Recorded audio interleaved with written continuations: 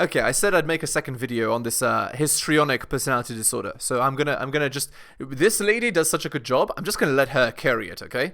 So we're gonna listen. I'm gonna comment a bit. Let's go.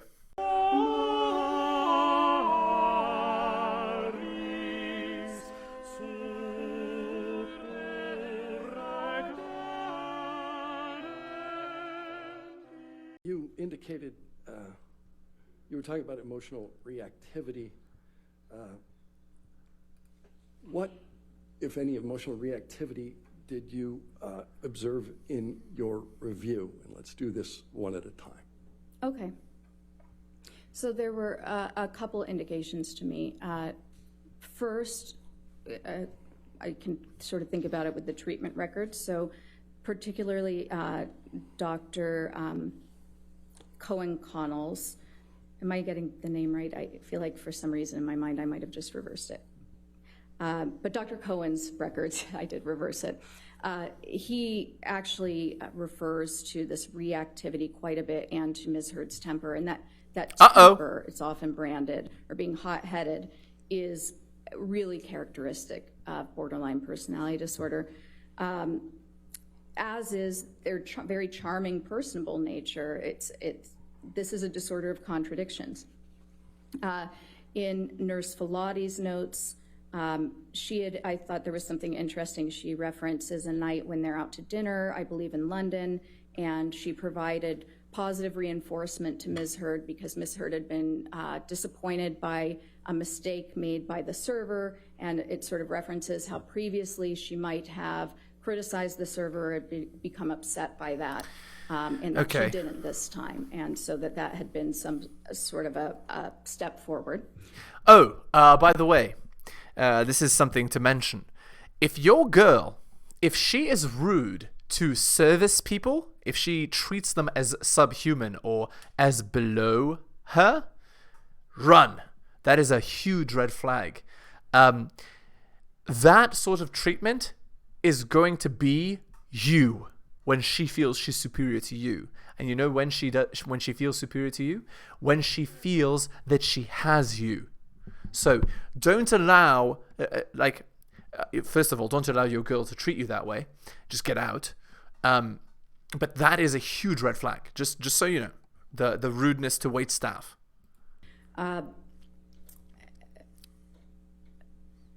And there was also an indication actually in Dr. Hughes's, Dr. Hughes is a forensic psychologist who had been appointed by Ms. Heard to conduct as an evaluation as well.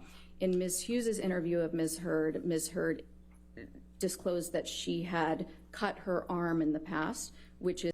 Oh, Lord. Self-harming behavior, yes. Oh, by the way, let me do the disclaimer now.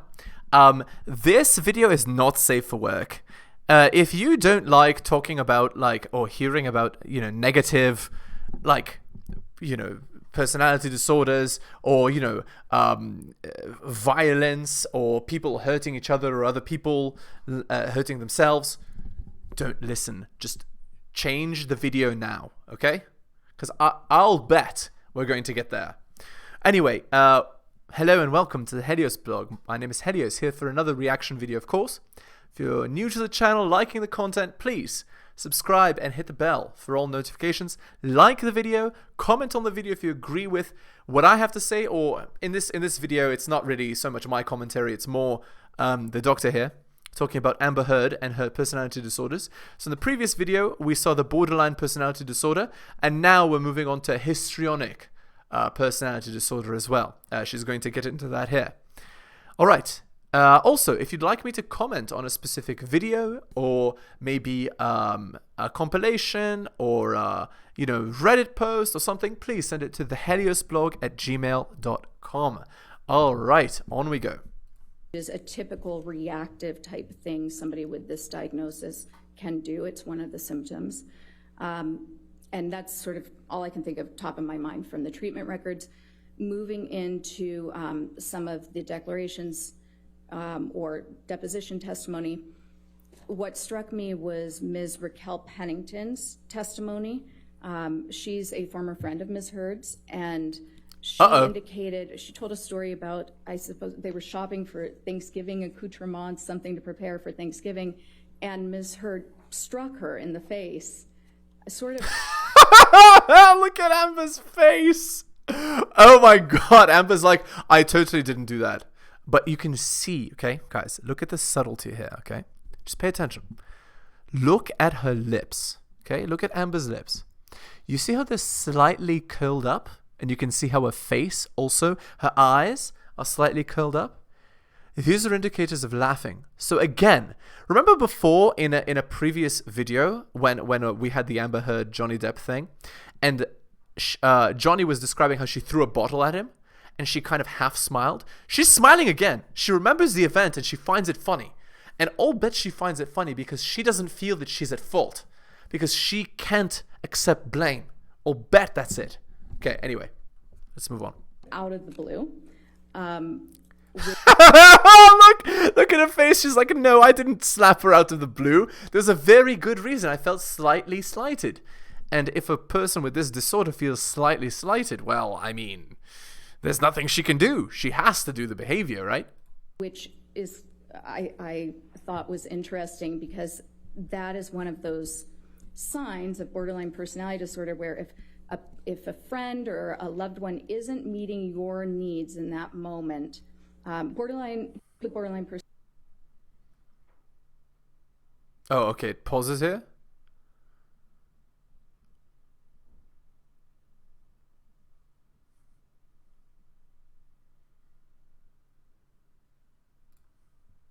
Okay, one sec. I'm just skipping the video because it seems paused here.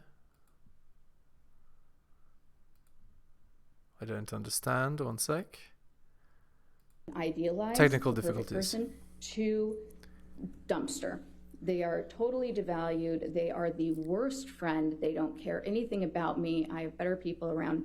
And then there will be a repair, because the person with this disorder does feel remorseful after they have these reactions, angry, tell their friend off. But over time, it wears away at these relationships. And so what you'll usually see is many transitions in their friendships over the years, people who have sort of fallen by the wayside. Oh, yes. Something else I wanted to mention. This is related to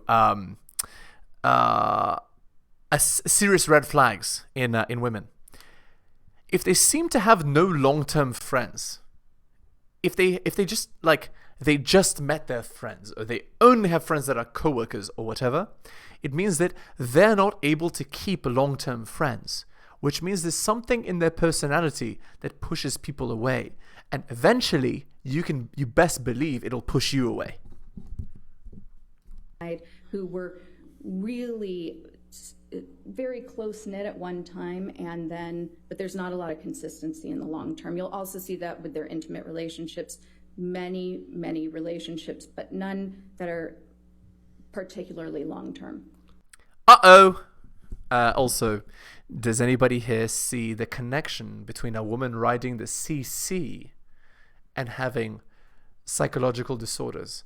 This is another red flag, right? Like, the more partners they have, the higher probability that she might have an inability to bond with anyone, right? So there it is. How does borderline personality disorder relate to identity issues? So again, that instability also travels toward identity. And when I was describing personality earlier, I was talking a little bit about those traits we have that help us know who we are. When you have borderline personality disorder, that actually is not something you understand. So people with this disorder actually take on the identity of the people they're spending time with because it's comforting. It's very uncomfortable to not know who you are. Some people with this disorder will describe a feeling of emptiness. I think, okay, so here's the thing. I think all women have this trait to an extent, right? Where they sort of take the shape of the container they're with. So like, she will learn the things that like her boyfriend likes, or she'll start to like some of his hobbies, or she'll do some of the things that he likes to do, whatever. But this takes it to an extreme. She has no identity of her own, and she literally copies wholesale the person that she's with. I mean, I didn't expect to do a second BPD video here. BPD video. I thought we were going to get into histrionic, but they're still describing BPD, so whatever. It's okay. I still think it's instructive, so we can keep it. When they feel like they've been abandoned because now they don't know who they are in the world. And so when somebody with this disorder is going through that initial enmeshment phase with new people and they're idealizing them, they often will take on the identities of those people. So they may mimic them in a lot of ways. They might mimic the way they dress, their interests, the way they talk. And for this reason, the people around somebody with this disorder kind of from the outside may feel like, wait, I thought you were this way, now you're advocating for this, and this is your new main interest in life, or the thing you're throwing yourself into all completely. Music tastes might change, hobbies will change, the way they dress. Okay. In addition to borderline personality disorder, Here we go. I understand that you Finally. diagnosed another personality disorder. What's that? So histrionic personality disorder, and these are really two sides of the same coin. Uh-oh. They belong to the same cluster. We call these clusters. Cluster B. Way to organize personality disorders in that DSM. And this cluster is described as the personality disorders that are dramatic, erratic, and emotional. Okay, so unpredictable. Oh, God. But really having to do with emotions and relationships. Guys, I don't know about you, but I'm stressed just listening to this. Imagine being the person that has to deal with this. Being the person who has to marry this and experience this every day. I'm exhausted after like 30 minutes of listening to this. Or 20 minutes. Imagine a person having to deal with this even for a day or a month or a year. Oh, God. They're very similar. Whereas I was saying that borderline personality disorder, a lot of the key features that you're going to notice are instability. When it comes to histrionic, a lot of the key features are going to be drama and shallowness. Similarly, borderline personality disorder, so she's crazy and shallow. It sounds like... Oh, God. Okay. Now, here's the thing. The modern woman in 2022... she's not as insane as this woman. She's not as crazy as Amber Heard, right? But the modern woman in 2022 dating, the average modern woman, she's going to be, more narcissistic than average, more shallow than average, more materialistic than average. And she's going to have trouble accepting blame more than average as well. More than her mother or grandmother might. Okay, let's continue. This underlying drive of avoiding abandonment. With histrionic personality disorder, that underlying drive is to always be the center of attention. Because if you don't have that attention on you, it feels similarly to borderline being abandoned. Personality disorder. You feel pretty empty, like you don't have that sense of being or of value. Okay, so she's an actor to be the center of attention so that she can feel like she's valuable. And in addition, she tries to keep the people close to her by any means necessary. And she fears abandonment. She's terrified of it and is willing to go to absolute extremes to prevent herself from feeling as though she's abandoned. And she also can't accept responsibility. Wow! This is like... Guys, it's exhausting just listing out all of those traits. I cannot imagine associating myself with such a person. Guys, this is very instructive. Listen close so you can save yourself from pain in the future. This is absolutely like... This is like the prevent yourself from getting hurt in the future lesson right here. Okay. So whereas borderline personality disorder might have more of the visible reactivity if somebody seems to be leaving, with histrionic personality disorder, what you're going to see is extreme discomfort with not being the center of attention, extreme efforts to be the center of attention. And when they feel that they're not the center of attention, you will see some strange things. making up stories to try to get attention, often taking on a victim or princess role. Those two roles in particular are pretty consistent. Seeking caretaking. Borderline personality disorder is similar, because with borderline personality disorder, these shifts of identity and the splitting, you might see somebody go from being, in the DSM it describes it as a needy supplicant of help, seeking the perfect caretaker, to suddenly being the avenger against injustice, or thinking that their partner is a terrible person. Oh my With God. histrionic, what you'll see is somebody who wants to be the center of attention, has sort of that impressionistic speech, very flowery, very enthusiastic, but nothing's really being said. The moment your attention wears away, because they're so demanding for attention, that's when they might take the victim role or the princess role, and even... Oh God. So they're like vapidly just talking, hoping to monopolize your attention? Yeah, that's what it sounds like. This is... Okay, all right, let's move on. Make up stories. Sometimes those stories are to bolster the victim role. Sometimes those stories are just to make them look more interesting or accomplished in their mind. Oh, and now it comes full circle. This whole trial is a bid for attention.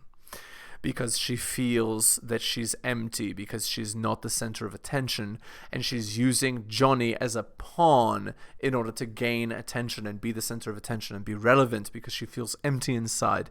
So Johnny is literally the vessel, or the medium through which she can express her need for attention, validation, her need for being the center of attention, and a way to fill that emptiness that she feels inside. And the fights with Johnny were a way to get him to pay attention to her, but also she's going through the process of idealizing and then discarding, and then idealizing and then discarding, like back and forth. Wow, this is what a headache. So that they can get respect and attention that way. Is there a relation between histrionic personality disorder and attractiveness? There is, strangely, and this is always one of the trickiest things to talk about, because how is that a symptom? But characteristically, people with this disorder are very, very interested in looks, but more importantly, they utilize their looks to get that attention, to get that respect that they're seeking. Right. And so this type of anybody, characteristically, they actually couldn't even be subtly, and when I say flirtatious, I'm not talking overtly sexy, but kind of inappropriately flattering. Sometimes they act in a kind of a girlish way to be cute and to engender a Okay, I think I understand the idea here. So let me just roll this into a lesson that I have for you men. And it should be obvious, right? After like 3 videos that are about an hour on this topic, I think you understand the idea. The idea is this: that a woman is attractive is not enough to qualify her for a long-term relationship. You need to be vetting behavior and personality with a magnifying glass to make sure that your girl does not have a condition like this. So again, she needs to be fit is one, but and clearly Amber is, even now at her advanced age, but she's not feminine, cooperative, submissive, loyal, or like she doesn't have the traits that you need, right? And this whole problem could have been prevented by Johnny. All he needed to do was to realize that fitness is not enough, right? And her idealizing you is not enough. You need to be informed, because informed is forearmed against destruction in this case. So it's so clear, right, what happened here. Johnny just got totally burned by being with this girl. Like, she is a total disaster. BPD and histrionic, like, whew, baby. I'm guys, honestly, I'm exhausted after describing that. I don't think I'll be covering this topic anymore. think we all understand exactly what the situation is here. Okay. Anyway, we're going to end it here. Again, if you're liking the content, you're liking the channel, please subscribe, hit the bell, comment if you agree or disagree with my points or with the doctor's points here. And thank you so much for listening. I'll see you all next time. Thank you so much for watching my channel. Please remember to do all of the following. Like the video for the algorithm. Comment on the video. I respond to all comments and I'll give you a heart. Subscribe and hit the bell so you can see my content on your feed. Check out all of my content on other platforms. It spreads the reach of the channel. YouTube, bit.ly/heliosyoutube. Rumble, bit.ly/heliosrumble. My blog is realheliosblog.com. My podcast, bit.ly/heliospodcast. My Patreon, patreon.com/theheliosblog. You can also support the show at bit.ly/heliosdonations and buy my books at bit.ly/heliosbooks. Thank you so much for all of your support.